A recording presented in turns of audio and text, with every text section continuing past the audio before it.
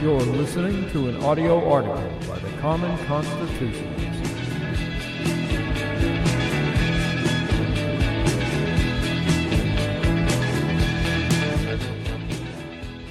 Today's article is entitled, "The Left Equates Trump to a Latin American Dictator." Another day brings more insanity from the left. As the novelty of statue felling is slowing, it's time to return to the old standby, Trump Derangement Syndrome. Now they're worried that Trump will refuse to vacate the White House when his term is up.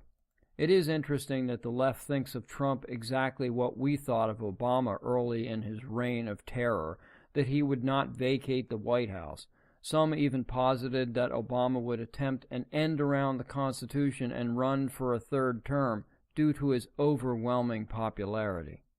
But later in his presidency, Obama, I thought, couldn't wait to get out. He had accomplished virtually everything he set out to do, and in the end, he did in fact hightail it out of there to begin a lifestyle of the rich and famous, filled with champagne wishes and caviar dreams. Hat tip, Robin Leach. Yet as Barack is living it up, his radical legacy is living on within the pro-communist Antifa movement. They've taken the baton from Obama and are seeking to, quote, change our traditions, change our history, and move into a different place as a nation, unquote. Hat tip, Michelle Obama. Like Obama and the radicals that came before him, like Alinsky, Cloward, and Piven, and many others, Antifa seeks to upend virtually all American traditions. However, it seems that one tradition they don't seem to want to change, now that a Democrat isn't president, is leaving office when your time is up.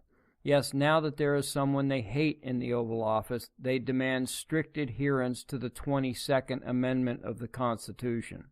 The independent writes that, quote, Donald Trump might refuse to leave power when his time at the White House comes to an end, an expert on Latin American leaders has warned, unquote. Well, that's weird. Why consult an expert on Latin American dictators when referring to President Trump? Well, why indeed? Tim Rogers, the supposed journalist and self-proclaimed expert, quote, said it was common for Latin American leaders to stay in power for long periods, unquote. What makes him an expert other than being Fusion TV's senior editor for Latin America? Nothing, I suppose, but the Independent says he's an expert on, quote, Nicaragua's Sandinista Front for National Liberation, the FSLN, and the country's former president Daniel Ortega, unquote. Well, that's good enough for me. Quote, there's the sum of all fears. What if Trump can somehow channel his toxic brand of divisive narcissism into a tragic second term? Unquote, asks Rogers. Wow, that sounds less like journalism and more like caustic commentary dressed up as dispassionate correspondence. Quote, but there's another worst-case scenario, he adds, that nobody's talking about yet. What if Donald Trump refuses to leave the presidency peacefully when it's time for him to go, unquote? Now that would be weird.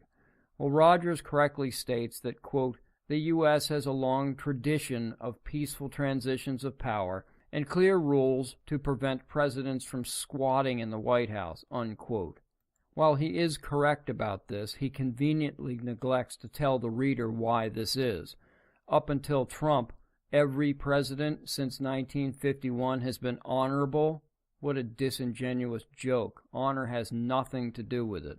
Quote, it's not uncommon for authoritarian presidents to overstay their welcome.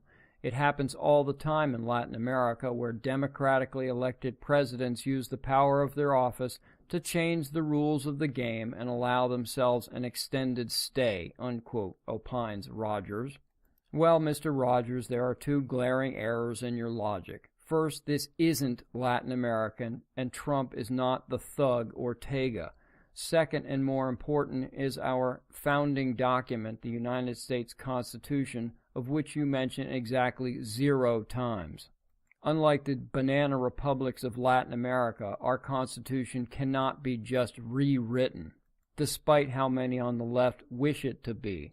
I mentioned the year 1951. This was the year the 22nd Amendment was ratified, limiting the president to 2 4-year terms thanks to the exploits of FDR.